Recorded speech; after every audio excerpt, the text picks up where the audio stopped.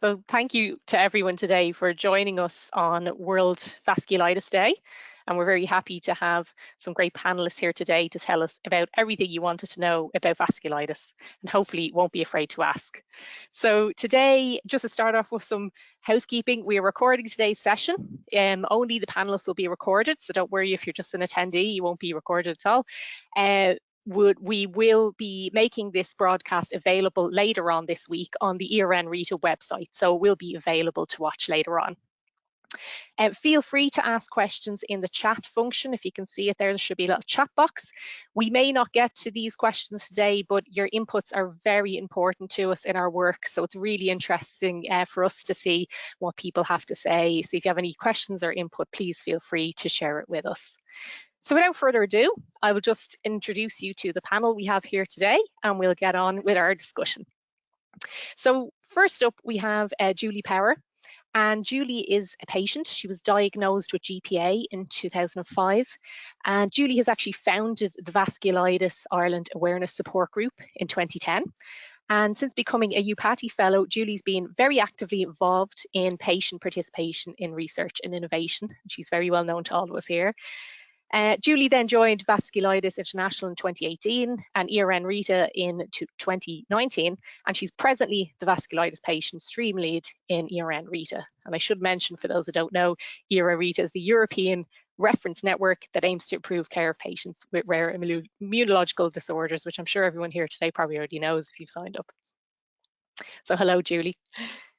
Next up, we have Professor Alan Salama, and Alan is a kidney doctor working in London. He's the director of the UCL Department of Renal Medicine, and his background is all things vasculitis, he tells me, so I'll be interested to hear what Alan has to say today. So very welcome to Alan. Next, we have Dr. Carl Gislander, and Carl is a physician and PhD student in clinical rheumatology at Lund University in Sweden. And Carl is working on a research project known as FAIRVASC, and this aims to bring together vasculitis patient registries across Europe and allow for increased collaboration in EU vasculitis research, which is great stuff. Carl's PhD then tackles risk stratification of ANCA-associated vasculitis and uses the large number of cases, capitalizes on that work that are available in the FAIRVASC registry collection to look into data-driven subclassifications and prognostic modelling in ANCA-associated vasculitis. So you're very welcome, Carl, to come along. And finally, we have Dr. Sarah Moran. And Sarah is a consultant nephrologist at the University College Cork and Cork University Hospital.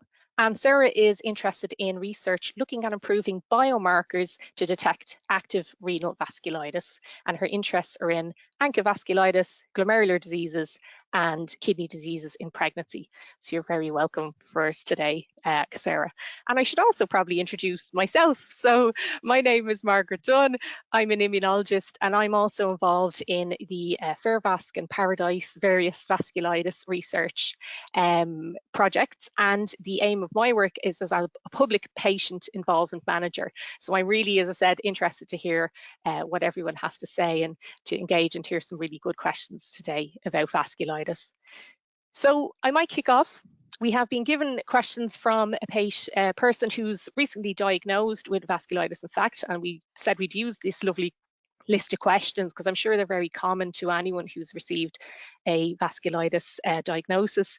So just to kick off to our panel, I will pose the question: how many cases are there of vasculitis around Europe and worldwide in total? Okay, I might take that one, Margaret. So I suppose vasculitis is, as we know, a rare disease, but we think of it as a common rare disease. And there's a difference between how many new people are diagnosed and how many people live with the condition every year. And we kind of would say that there's maybe about 13 to about 30 new cases per million population a year. So in Europe, we might say that's maybe 15,000 new patients a year. But then as people live with vasculitis, the numbers obviously increase. So we'd say that probably we have about 300,000 people living in Europe now with ANCA vasculitis. Wow, and are cases on the increase, Sarah, do you know?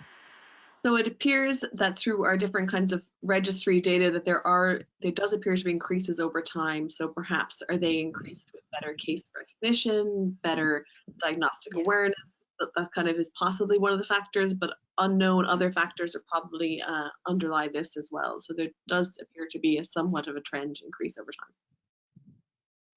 Great. And just in terms of what vasculitis is, could anyone give us a summary for those of the audience who may not be very aware of this kind of disease, like a good definition of what it is and different types?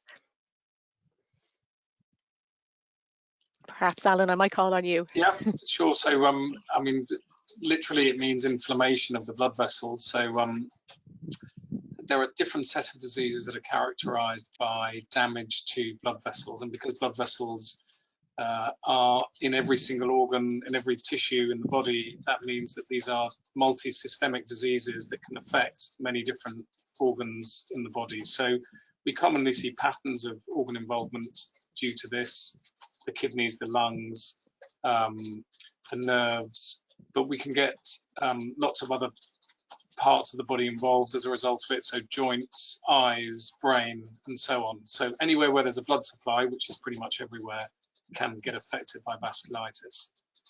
The difference in different sorts of vasculitis as to how the blood vessels get affected and what leads to that inflammation, that damage, the pathways reaching that can be a little bit different, but ultimately they all end up with a similar pattern of blood vessel damage, which causes less blood to reach the organs. So there's a sort of a lack of oxygen that gets to some of the organs that causes the problem, and there's also the actual damage to the organ itself, which causes, in some cases temporary, in some cases permanent, long-term damage. It's a very long answer. That's a very comprehensive one, thank you. And is vasculitis more common in certain groups? I wonder, because we had a question, are men more affected than women, or is your genetic background play a factor? If you had a previous illness where you live, like what are the known factors which make you more predisposed to vasculitis, if any? Anyone? Carl, do you want to have a go? I can have a go, sure thing. It of course depends on the type of vasculitis that you are affected by, and to kind of continue on what Alan and Sarah has already said, you can kind of crudely split up different types of vasculitis in the size of the blood vessel involved. So we have large vessel vasculitis, we have medium-sized vessel vasculitis, and small vessel vasculitis. And when it comes to the vasculitis that is affecting the large vessels, the largest group there is probably giant cell arteritis, and that's a disease that is a bit more frequent in women, and it affects exclusively almost patients above the age of 50. And when we come to the small types of vasculitis, the ones that I usually deal with, the ANCA-associated vasculitis, we probably see genetic differences. It's quite hard to tell, but there's differences in the frequency or the different types of ANCA-associated vasculitis that you see in different types of the world. So there's a tendency for the subgroup of ANCA-associated vasculitis called GPA, or granulomatosis polyangiitis, to be more common in the northern parts of Europe, while microscopic polyangiitis is more commonly seen in East Asia, and maybe also in the southern part of Europe. And how do we treat vasculitis currently? Is it the same for all types, or is it tailored? Will I take that one? So I guess it depends again on that big size of the blood vessel. So I guess you kind of have a kidney doctor heavy panel, so we're going to always focus on the small vessels. And I guess there's kind of different ways of thinking about it. There's the beginning treatment, and that depends on how significant the disease is. So if you see me and have really bad kidney involvement, then we're going to want to treat you with very strong immune therapy to stop there from being any kidney scarring, which could cause progressive kidney disease, maybe even kidney failure. So that would be things like steroids, or possibly steroid alternatives that are now being licensed. And then forms of chemotherapy. Even though it's not a cancer, we're trying to dampen down this immune response, these abnormal white blood cells. and that's done with kind of intravenous medications generally for severe disease involvement. If you present with milder disease, like maybe just, I'm saying just because there's significant symptoms with this, but like sinonasal disease or joint disease, you might have a milder oral treatment. But it's usually this initial intense treatment period lasting about 3 to 6 months, and then a maintenance period. And we don't all agree as doctors or as patients on how long the optimal period of maintenance is. It's not generally a disease that comes once and goes away. It can wax and wane over time, and it can be difficult to predict when that's going to be. And that's something we as researchers are all very interested in. So I would say initial strong chemotherapy and then kind of gentle maintenance, but as individualized as we can make it, it's better.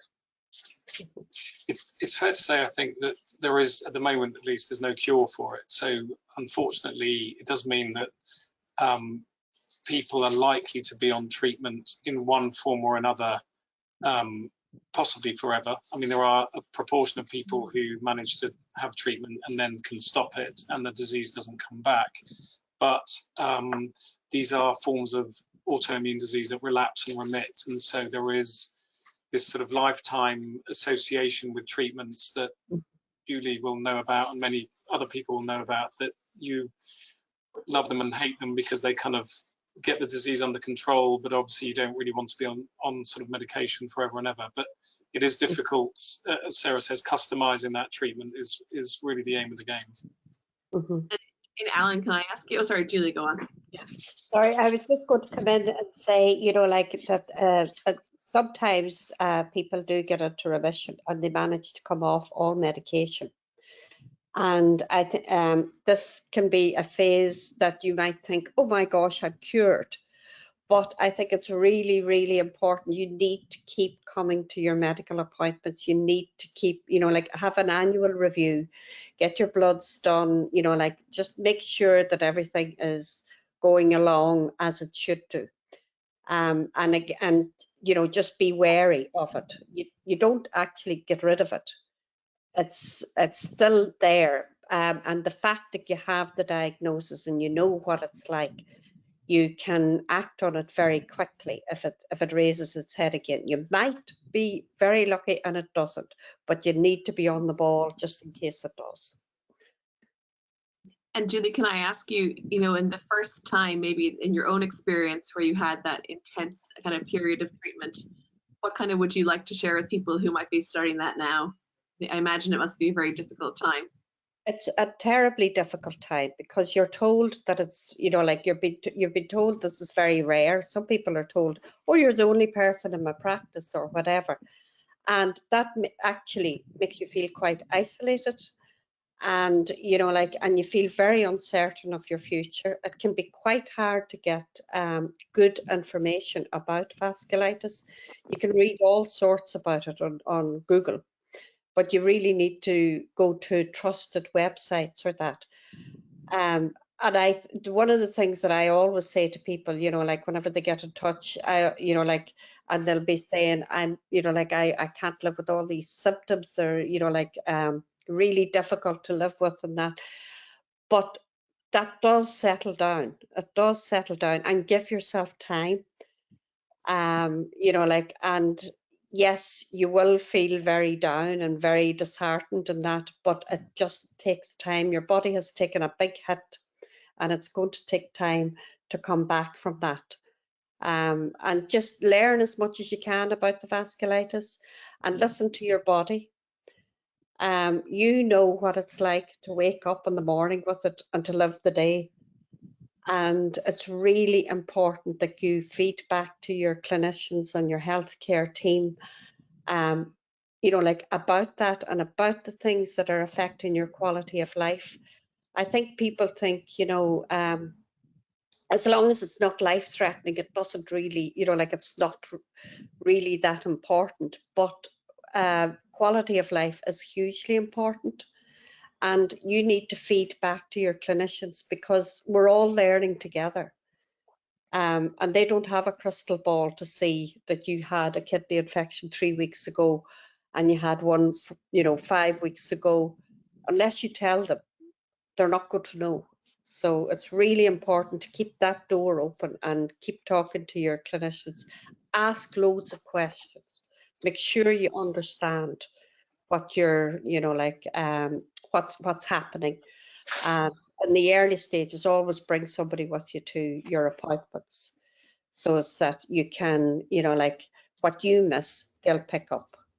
Because it's very overwhelming at the beginning, and don't expect to be able to just, get a grip of it right away. Just take your time, go easy on yourself. I think, Julie, you make a really important point, which is that it's a two-way conversation between the patients and the physicians. Yeah. We actually rely a huge amount on the patients telling us how they feel and what they think. And I think I probably place more weight on asking the patients whether they think their vasculitis is in remission or not than looking at some of the blood tests, because I think that's, once you've had it and you've lived with it for a while, Yeah. you are a very good barometer of what's going on. So I think it's really important to have that conversation as a sort of two-way interaction, and to always be able to do that. And I think there are parts of the world, there are parts of the country that don't necessarily have vasculitis specialist services, and it's always important to try and seek out, even if you can't have that as a primary source of your care, to at least get involved with a group that can provide some backup. And whether that's through things like your organisation, the sort of patient support, or the vasculitis charities that have got websites and helplines, or whether that's with a distant relationship with another hospital that can review you once a year or once every 6 months. It's important to keep that going. Yeah. And is there much of a network, Julie? I can see now there's a European network, there's Irish. It's fantastic to see, but I guess that hasn't always been there. Would that be true to say?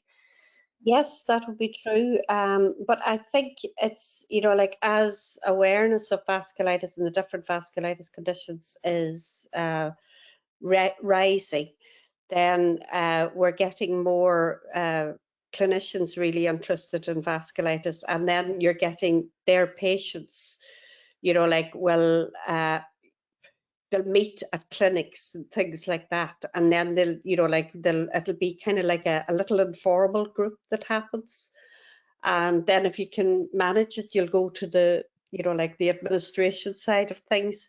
But we have quite a few vasculitis organisations throughout Europe, and actually throughout the world. But I suppose with ERN-RITA, we're really interested in the ones in Europe.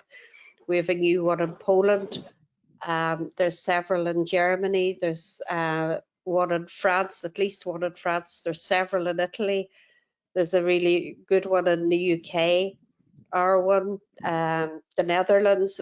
There's quite a few, and I know that in the Czech Republic, they're trying to get a group set up, and I know that down in Barcelona, they're trying to get a group set up there as well, associated with the clinics. So I think it's just as awareness is rising, we're starting to get more groups together. And sorry, I'm just going to do a wee plug here, because there's an organisation called Vasculitis International, which is not necessarily, to do with the individual patients, but it is there to help patient organisations get together. And that we will have templates there in Vasculitis International, so you don't have to go through all that organisation and everything. Like in the long term, we would hope that we'll be able to help them with setting up websites and things like that, so it's that it's much easier for organisations to be set up. So That's a fantastic resource to see now. Yeah, and it kind of leads us into our next question nicely. You've already mentioned, Julie, about quality of life, but the question is, how did your diagnosis affect your quality of life? And also, I guess, treatment as well, because surely treatment must have an impact as well on what you can and can't do. Yeah, I think my diagnosis at the time, to me, it seemed to have totally changed my quality of life. I'm very happy to say I have a reasonably good quality of life now. After I got over that initial diagnosis and I eventually got into remission, and I had quite a few wobbles along the way, but I have a good quality of life. It's different to what I had before. I have to pace myself. I have to be more organised, which is difficult for me because I can't remember things. I think as well, for me as a female, one of the things was, you know, like the treatment, having induced menopause because of the treatment. And I didn't take that on board properly, and I think I could have done with a bit more help around that, because there was things happening to me that I thought was due to the vasculitis, and in actual fact it was due to the menopause. So there's wee things like, I think, you know, like you get your diagnosis, but don't forget that life carries on. You know, like you still age, and you'll still go through those, you know, like aging processes, but you're taking vasculitis with you. So you need to keep that in mind as well. You know, like not everything is due to vasculitis. So Absolutely, and it is a race, or not a race, it's a marathon, as they say. So yeah. have the support groups helped you, Julie? I imagine that you founded one yourself, so you probably get a lot out of them, but just for someone who'd be thinking about, should I go join a group, would you recommend that people talk to their peers? Yeah, I would recommend it. Now, don't think that every support group is that you come in and you have to share everything, and you know, like you have to give your whole story. You can join a support group and take it at your own pace. You can join a support group and just have interaction with one person if you want, because it's daunting. It's really daunting at the beginning, and it's really hard coming into a group of people with this condition for the first time. I remember the first time I did, it was in Cambridge. I came to a big conference and I thought, this is great, I'm going to learn about vasculitis.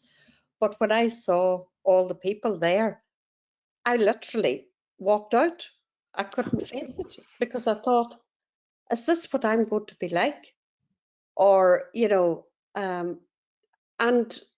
but everybody's at different levels. It takes you a good while to learn that. Everybody's at different levels. You're an individual.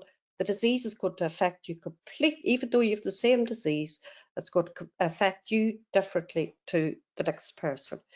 But the one big thing that I got out of support groups was the informal side of it. There's the education side and everything, but there's the informal side where everything becomes normal. You're not unusual, you're not different, you're normal. You don't have to explain why you have these symptoms, or you don't have to explain the name of your condition. You can use the acronyms, you know. But yeah, it's just, I think it's there's different levels, and take it at the level that suits you, not the group, you. Absolutely, and that's great advice, I think, for everyone, and important for the clinicians to hear too. We talked about vasculitis as having, you know, you can be fine for a while and then have these sort of flare-ups, or, you know, kind of reactivations. And I had a question, does vasculitis always return like this and flare up, or can you just have one severe episode and it never comes back? Don't need physicians like to take that one.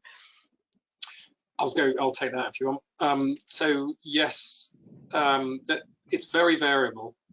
I would say the vast majority have got some likelihood of relapse at some stage, but it's very, very variable. And I think that's the thing about it, is that if you look at a lot of stuff that's on, if you do a Google search of it, I think you'll end up with a lot of information that really might be related to the most severe types of vasculitis with the worst sorts of outcomes. And that's why I think Julie's kind of talking about the support network, where you can meet people who look like you and talk like you and do the stuff that you do and help you out, is really, really important.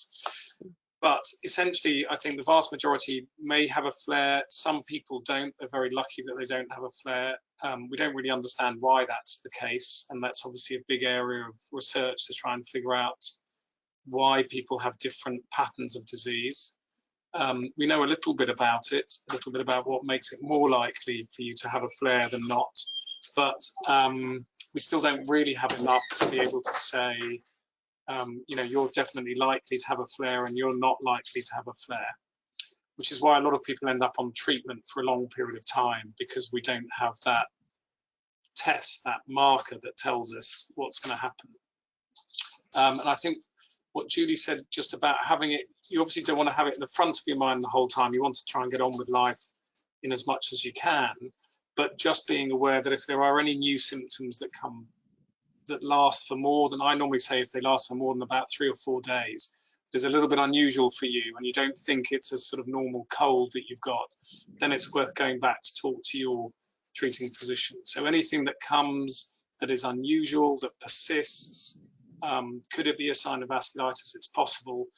We generally would rather you came and said, I think I might be having a flare, and it turns out that you're not, than to stay at home, because with all of these conditions, regardless of which sort of vasculitis you have, the longer you go without any appropriate treatment, the more potential damage there could be to whatever organ is being affected.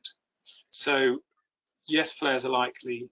We don't know who it's going to happen to really, and we don't know when it's going to happen, but you have to be aware of it, and if there is anything that comes back that is unusual for you and persists, then please do get in touch with somebody to let them know that that's happening. I maybe make a plug there for being involved in research as a patient. Oh, I think we've lost you, Sarah, there. I might link in, because the next question was, are there any known factors that bring on flare-ups, and can anything you can do to avoid them? So I was going to invite the panelists to discuss anything from their research which may actually... You're so lucky, I can spare you. Oh, you're back there, Sarah, I think. Sorry, yeah, you're in and out, Sarah. Say it all again, Sarah. Yeah, say it all again. Yeah. I'll say it all again. Sorry about that, guys. I was going to say that just prompted me to think that being involved in research is so important for helping like the people who are diagnosed after. So we know a lot more about vasculitis from people like Julie contributing to science by giving her clinical information, how she's feeling, laboratory data, as well as sometimes blood or urine samples. And that can help us learn more and try and figure out who the lucky people who never have a relapse are, and spare them all that immune treatment that they don't need. And conversely, spare people a lot of organ damage who would have very active disease, and perhaps spare them having a complication like kidney failure that maybe we could have prevented if they had been on more immune treatment. So, if you can give up your time, it would be much appreciated. Absolutely, and perhaps the other panelists might want to share any learnings they have from their own research if they're involved. What about you, Carl? Are we talking about relapses here, or flare-ups, or yeah? Yeah, any kind of biomarker research you might want to chat about, or anything.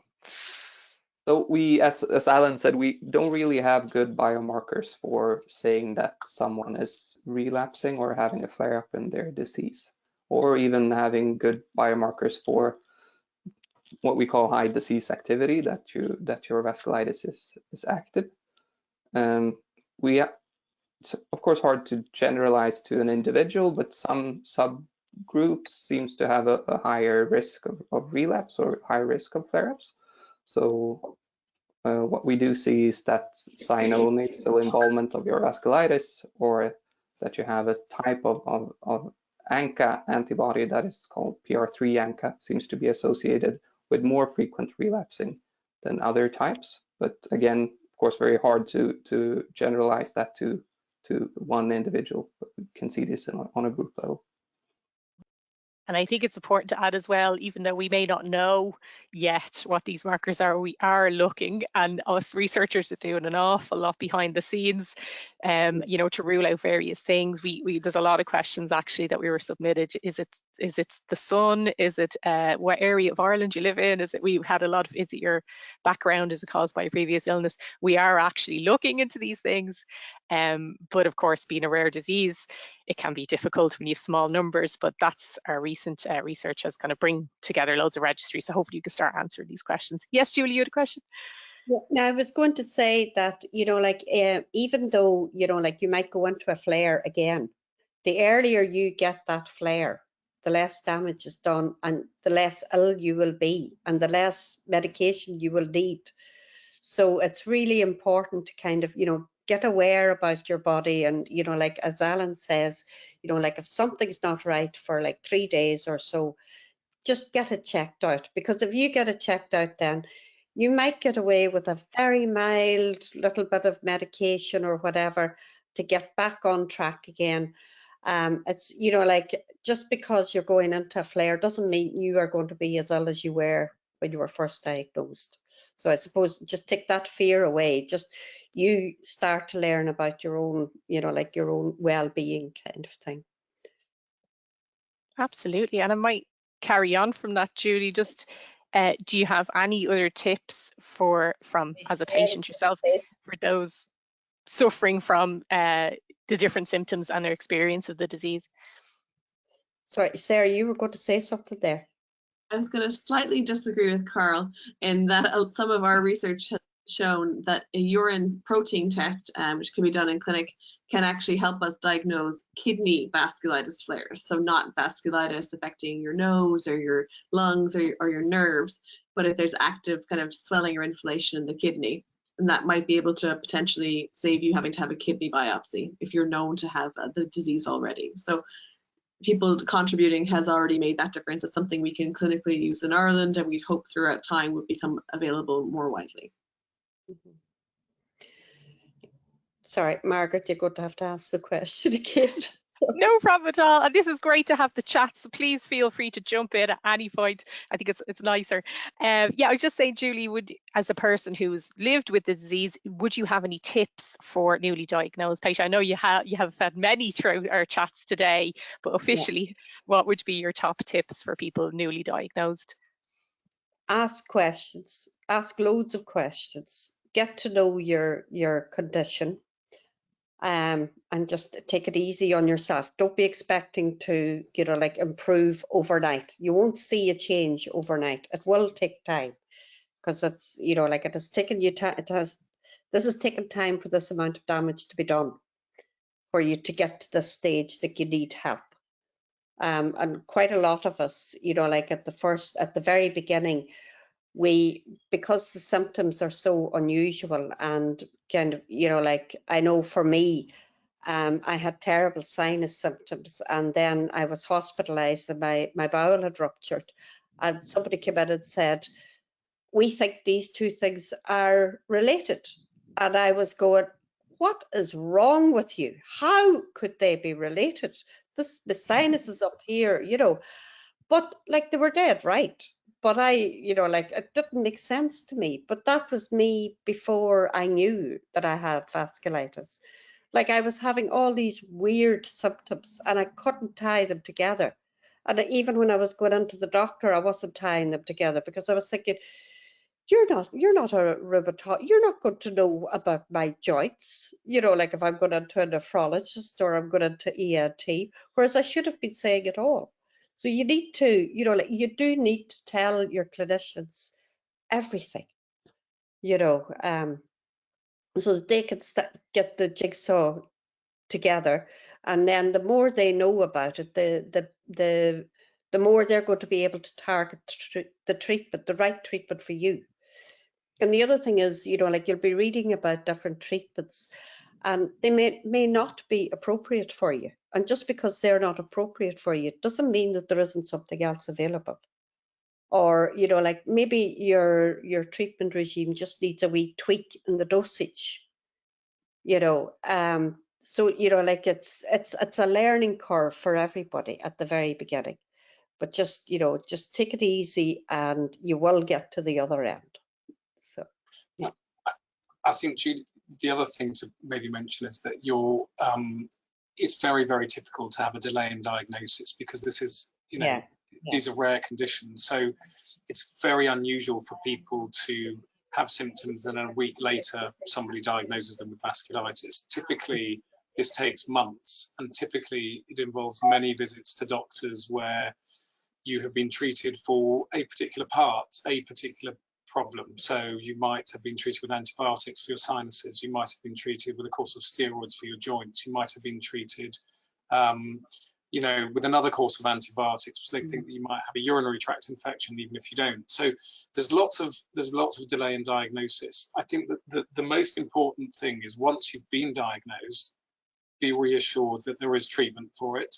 And once you've been diagnosed, understanding whether you are having a flare or not is much quicker, because you're already aware of what's going on. So I think the you know, as you say, asking questions and talking about it, and not being too frustrated about the fact that it may have taken time to get to where you are.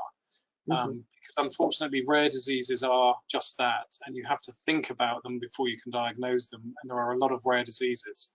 So it's, you know, AI may change that. We might get a computer that does a much better job than Carl, Sarah, and I. Hopefully not in the next few years, but that, you know, it's possible that there will be better ways of diagnosing it earlier. Awareness is really important, but I think that there is often a delay which makes people really, really frustrated about where they've got to by the time they come to present. Absolutely. And is this a condition that, say, GPs would be aware of? And is there specialist centres to treat vasculitis you could be referred to? Do you guys know? I mean, GPs may not have anyone with vasculitis on their books, depending on the size of the practice. They may have one or two or none. And so for them, it's as much a learning experience as it is for the patients. Specialist centres in Ireland, I mean, Sarah, you'll know about how many there are. And so we in general getting the... Yeah, we have like Go ahead, Sarah. Sorry, yeah. So I guess most GPs, as Alan said, don't have a lot of personal experience. It'd be like the last line of a textbook. You know, in medical school, your vasculitis is mentioned. I was actually asked about vasculitis in my final medicine oral, as would have it, portending a career defining moment, perhaps. But I think that having centres throughout countries is really important. And in many countries, there are certain centres that would have interest then and multidisciplinary teams. And through like ERN-RITA, and asking to become a centre. They're often lead centres in Ireland. So like Mark Little, everyone here's colleague, obviously set all of us up on this date today, leads us nationally. And in other countries, there are similar setups and sites you can find on the ERN-RITA website, actually, for rare diseases if you're yourself. But your own physician will be able to refer or discuss. Most nephrologists are very comfortable with treating vasculitis. It is kind of a part of our kidney doctor bread and butter. So precisely that reason. I think it is important to try and get yourself seen at a centre where there's experience. I think that would be better because I can see how sorry, but it is important, because even amongst you know, nephrologists and rheumatologists, there are many who don't have expertise in dealing with it. So you can be a rheumatologist and maybe, because it's not your specialist area, you'll only have a handful of patients with vasculitis. You might be a nephrologist who only has a handful of patients with vasculitis. So I think seeing people who've got expertise in it is really important, because you can predict the complications, you can anticipate what's going to happen to some extent, and you've got the experience of dealing with how, you know, the comfort in sort of dealing with the medications and what to do with them at particular times. In Canada, we had a good setup for that. I worked in Ontario, which is like multi-million, so there's a 15 million people population, and we developed kind of a network of centres of expertise for certain kidney diseases. The vasculitis was one of them. So you could have your own local physician specialist, and then they could refer you on for an opinion and every second visit if you wanted, because it's, you know, sometimes not convenient to travel from your home to other centres. So often there's these other models of care. But I think that, with Alan, it's in our guidelines that you should be treated in a centre of expertise. Yeah. It's good to know there's more awareness out there now as well.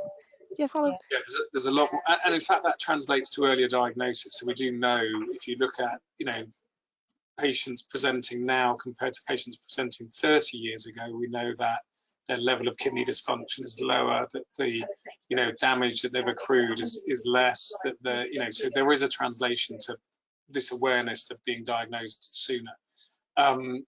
But the other thing I was going to say was, and I'm not sure how it works in Ireland, but the other thing I was going to say was that if you're not being seen in a centre, you should ask at least to be reviewed at a centre of excellence, so that we know, you know, that you're being sort of an eye kept on by a group that know what they're doing. And that's not to be disrespectful to other people who are looking after you, but it is really useful to have oversight by a group that deal with vasculitis on a larger scale on a day-to-day basis. Yeah, I think that's one of the things that ERN-RITA is very good at. You know, like if there isn't a centre of excellence near you or maybe in your country, that, you know, like you can get in touch with the ERN-RITA and make the request to, you know, like to have an opinion. And it's, you know, like it's discussed there, and, you know, like you're advised through that, you know. Now it has to be done through the doctors, obviously, but that's a really good resource that is available. It allows, you know, like for the like cross-border care, you know, so just because you don't have a specialist centre in your country doesn't mean that you can't have access to it. That's very good to know and reassuring for people that the, you know, help is out there and these networks exist. I think it's important to know and to see that and to hear about them. We actually have a few questions coming in from our chat box, so thanks to everyone who's attending and is asking in questions, so I might throw them out to the panel. One question is, do flare-ups often attack the same system again, or is that also variable? Would anyone like to take that one? So I'd say it's anything is possible, but the patterns that you, and we don't, and I should explain that we don't really understand why certain organs are affected in certain people. That would be a great thing to understand. We don't quite understand that yet. So why some people present with kidney disease and other people don't. Some people present with a narrowing of their airway and other people don't. We don't really get that. But the patterns that you have to begin with, on the whole, are the patterns of organ involvement that might come back later on. Now, that's not to say that you can't develop a new symptom and you can't develop a new organ involvement, but generally, if you've never had kidney disease ever and you've had vasculitis for 10 to 15 years, I think it's pretty unlikely you're going to get kidney disease. And vice versa, if you've had kidney disease once, then it's certainly one area where a flare could damage the organ again. So although it's not, you can't bank on it, and I wouldn't bet my house on it, but patterns often stay more or less the same going through. That said, we've had patients unusually who have had vasculitis for a number of years, which was localized to one particular organ, and then many years later develop other organ involvement. That's less common, but it's certainly something that we are aware of, which is why we've monitored people going forward, and we keep an eye on all the other organ systems. So we, you know, in the kidney clinic, we'll always look at the urine to see if the kidney's involved, even if the patient's never had kidney involvement to begin with.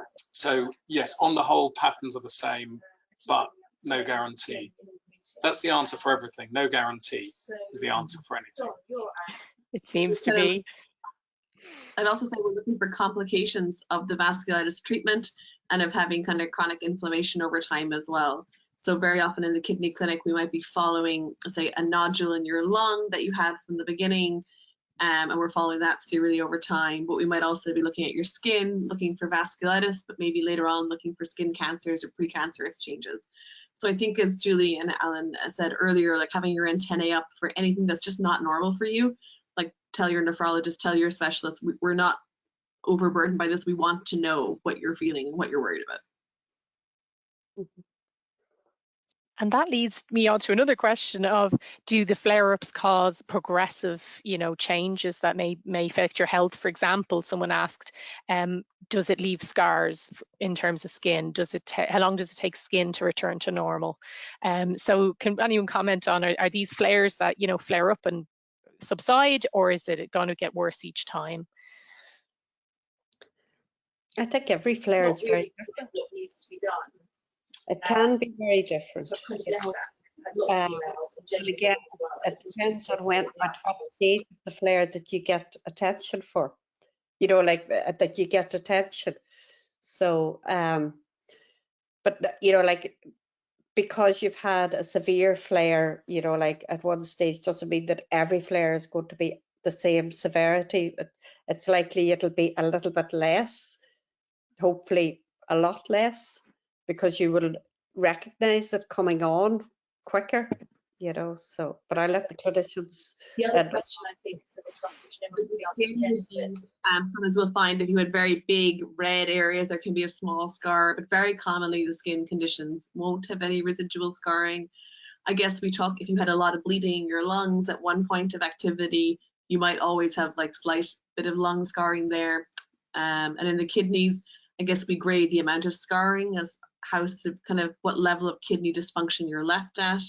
So there is inevitably, with a period of big disease activity, there will be some scarring, but we try with our immune treatments to reduce that down and to hamper the process. But currently, medicine does not.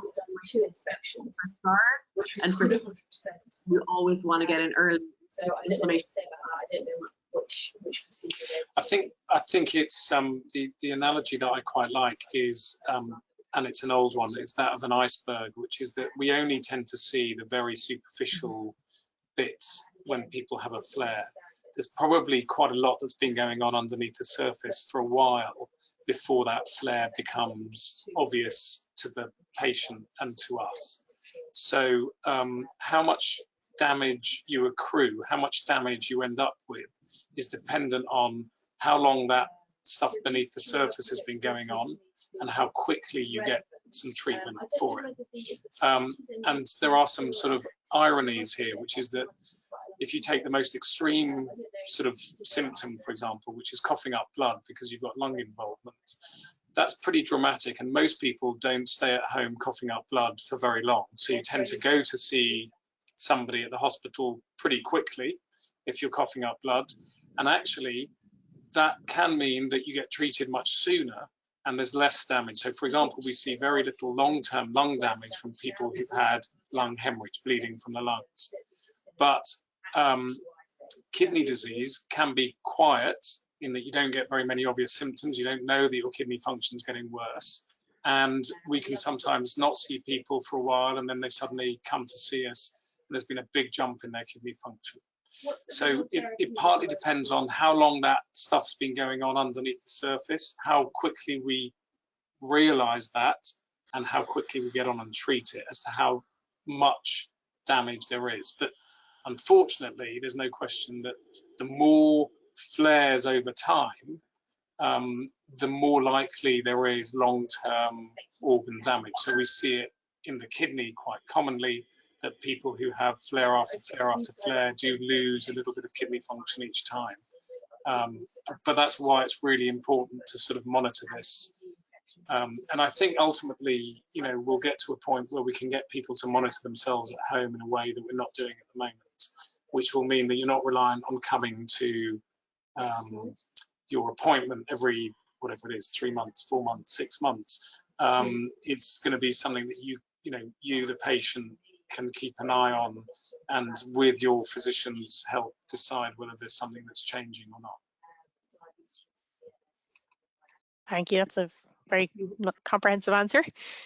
I just have one more, as I know time is marching on from us, but I thought it was important to address potential of genetic backgrounds. As Carl mentioned earlier, we're not really sure what causes these, but we do have a question. Someone has asked, my husband was diagnosed with microscopic polyangiitis last year, and his sister was diagnosed with Wegener's 7 years ago for something that was thought not to be hereditary. Could it be? Wow. It's not that it's not hereditary. I mean, anyone who has one autoimmune disease has a higher chance of having another autoimmune disease because the immune system is a bit out of kilter, right? So it's not quite trained itself to behave in the right way. So it's a little bit, it's kind of lost some of those regulations that keep it in check. And that you can inherit, and that can run in families. But so what we often see is patients who've got one form of autoimmunity and somebody else in the family might have another source of autoimmunity. So mum might have vasculitis, brother or son or daughter might have thyroid disease, or might have vitiligo, or might have something else that is another manifestation of the autoimmune process where the immune system doesn't work so well. So what you've described then, Margaret, in terms of one person having GPA and one person having MPA, not common, but not altogether surprising that there may be some link within families, that there is a tendency for autoimmunity. And bear in mind that, you know, there are 100 autoimmune conditions at the moment, or something like that, that we've kind of come up with, and maybe 10% of the population will have some form of autoimmunity at any one time. So they're common, and those factors can be inherited within families. Absolutely. Would anyone else like to comment? I think it's something also that, like, another plug for being involved in research, like in the registry that we're involved in Ireland, there we actually take data on this, and we ask people, do they have a relative who's being affected with vasculitis? And it's very, very uncommon, but it's good that by taking part in registry data, we can learn and then potentially study those unique small families, because there are always unusual settings, and often they can help us understand things in the wider setting. So definitely telling your physicians and being involved in registries research helps us advance the answers to these really good questions. Absolutely. And the more participation we have in these registries, the more questions we can answer on a larger scale. So it really is so important to be involved and to ask questions and get involved in this type of thing. So I know we're drawing to a close slowly but surely. I would just like to ask everyone on the panel, is there any either advice or myths you would like to dispel about vasculitis to encourage our attendees today? Anything at all?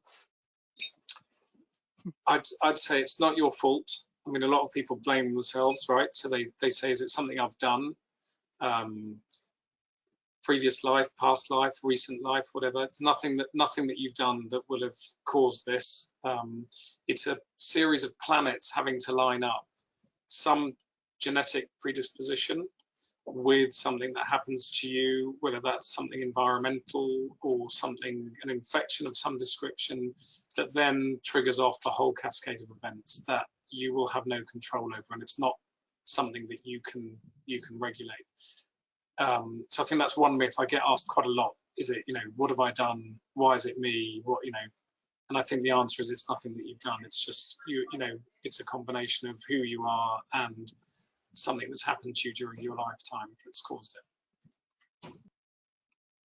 I'd like to just mention what Julie said about telling your physician things that you're worried about, because the unusual small things can all come together. We'd like to know.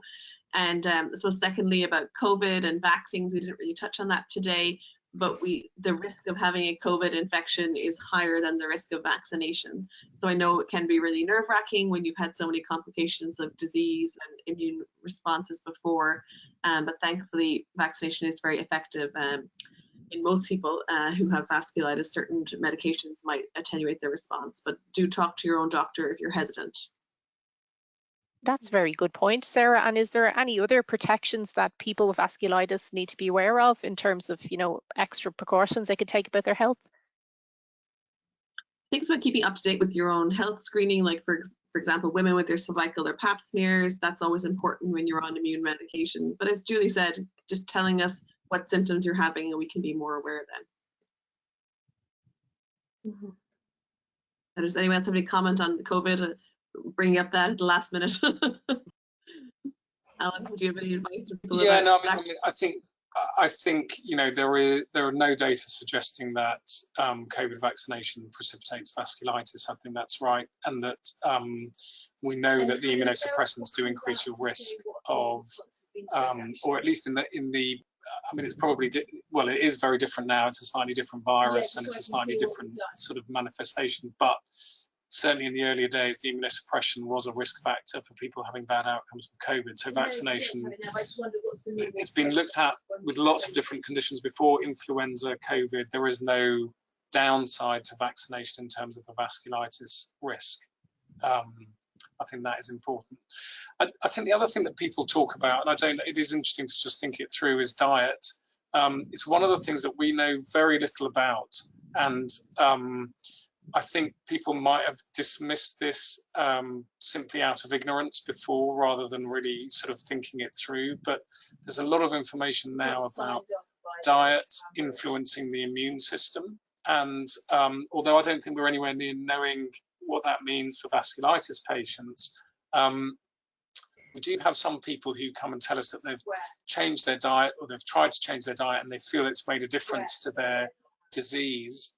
And I'm kind of, you know, I think many of us are open-minded about this now. We don't really understand it well, but it's an area that I think will provide quite a lot of research and information in the future, telling us about the interaction between what we eat and what happens to us. And I think we've really neglected this as an area, and it's sort of, we take a history of whether people smoke or drink, or, you know, what else do they do, and sort of recreationally, but we very rarely take a good dietary history, and I think there can be an element there that could be important. So if you found something dietary that is good or helpful, then I think stick with it and let your physician know, because I think that's an area that we could learn from as well.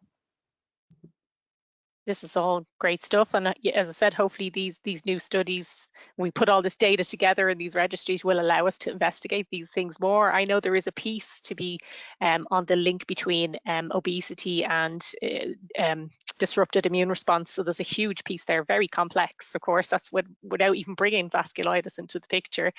But yeah, we are hoping that the research could let us, you know, be able to investigate these links. So I think in the interest of time, unfortunately, it was a fantastic chat, guys. Thanks so much to everyone. We might wrap up now, but does anyone have any final thoughts before we do? I think I would like to say that it's not the end of the world.